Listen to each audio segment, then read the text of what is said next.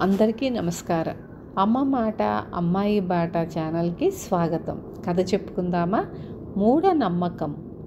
కృష్ణయ్య ధనవంతుడు, విద్యావంతుడు. అయితే అనేక మందిలాగా అతనికి శుక్రవారం నాడు డబ్బు ఖర్చు చేస్తే లక్ష్మి నిలవదన్న మూఢనమ్మకం ఉండేది. అతని భార్యకు అదే నమ్మకం. ఒకసారి కృష్ణయ్యకు జబ్బు చేసింది. రామశాస్త్రి వైద్యం పనిచెయ్యలేదు.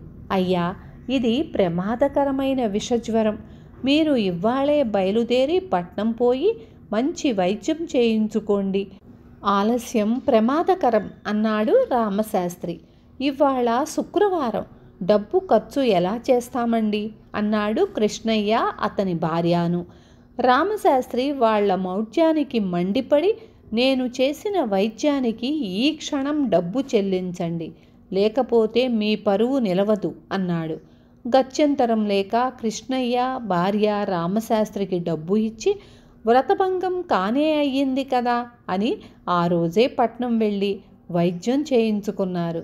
కృష్ణయ్య బ్రతికి బయటపడ్డాడు. విన్నారు కదా. నమ్మకాలు ఉండొచ్చు కానీ మూఢనమ్మకాలు పెంచుకోకూడదు. రేపు మళ్ళీ ఇంకొక మంచి కథతో మీ ముందుకు వస్తాను.